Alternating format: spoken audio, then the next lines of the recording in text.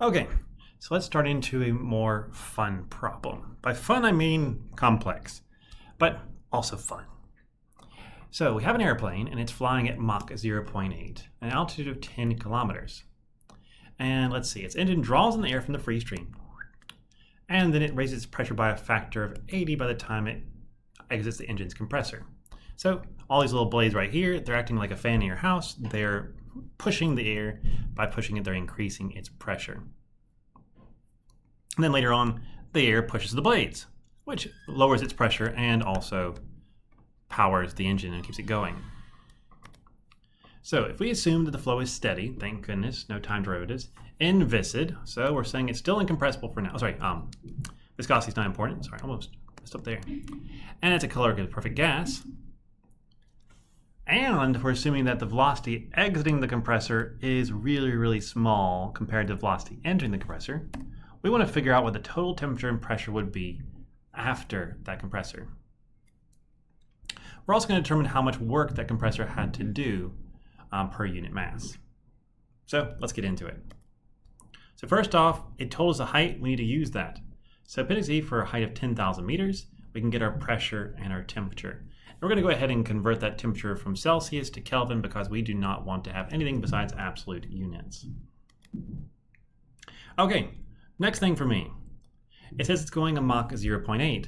And what's wonderful for us is there's an entire appendix that tells you what the ratio of your stagnation pressure to your static pressure is, or stagnation temperature to static temperature, or all those things for different Mach numbers. And so I can find out that my stagnation pressure is 1.128 times greater than my static pressure, and my stagnation temperature is 1.5 times the static temperature. Okay.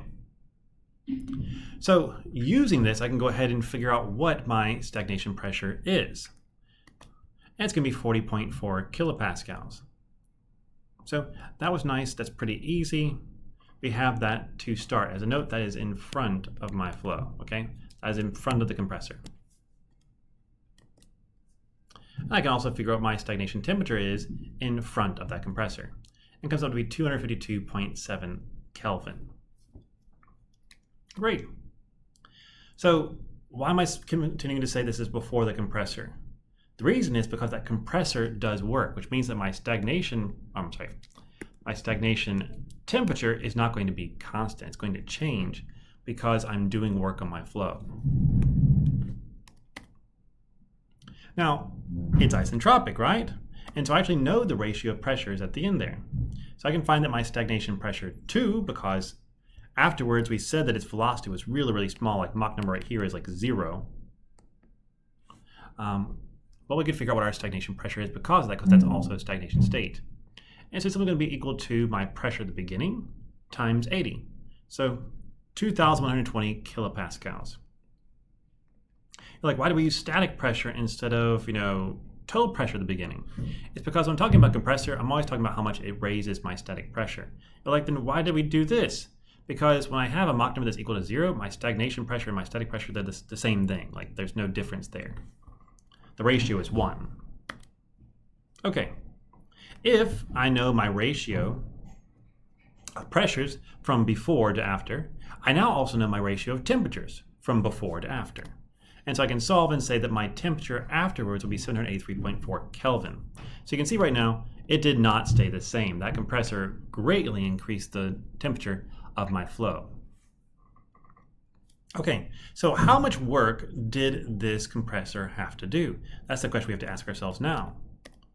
Well, we can figure it out pretty easily. All we have to do is ask ourselves, what is my difference in enthalpy? Enthalpy at the beginning versus enthalpy at the end.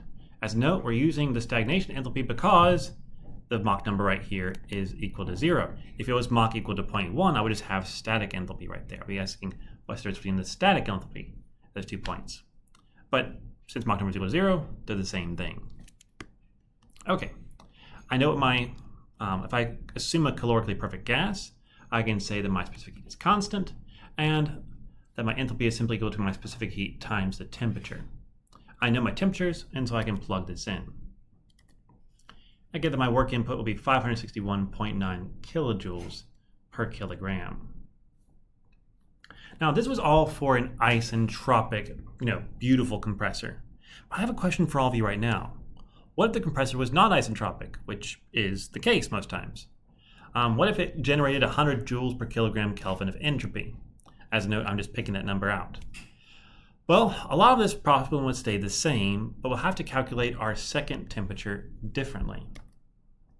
So instead of using our isentropic relations, we can't do that anymore. The whole pressure ratio, that's fine because it's just given from the problem statement.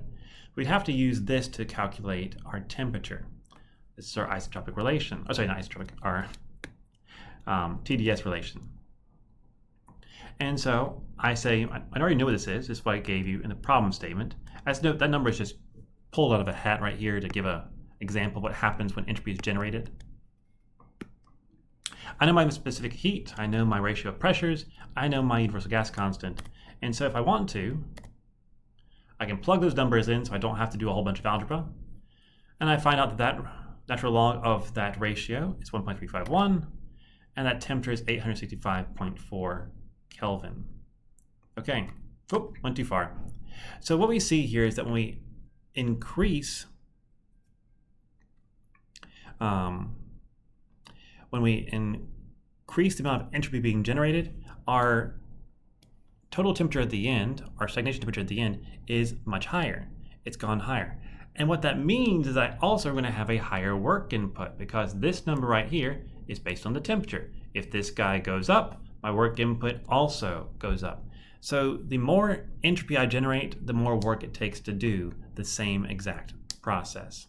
So as much as we can, we want to remove these irreversibilities, remove those inefficiencies, remove any entropy generating sources so that we can do as little work as possible to achieve our goal. That's it for this time. Thank you all so very much. I'll see you all later. Have a good one. Bye-bye.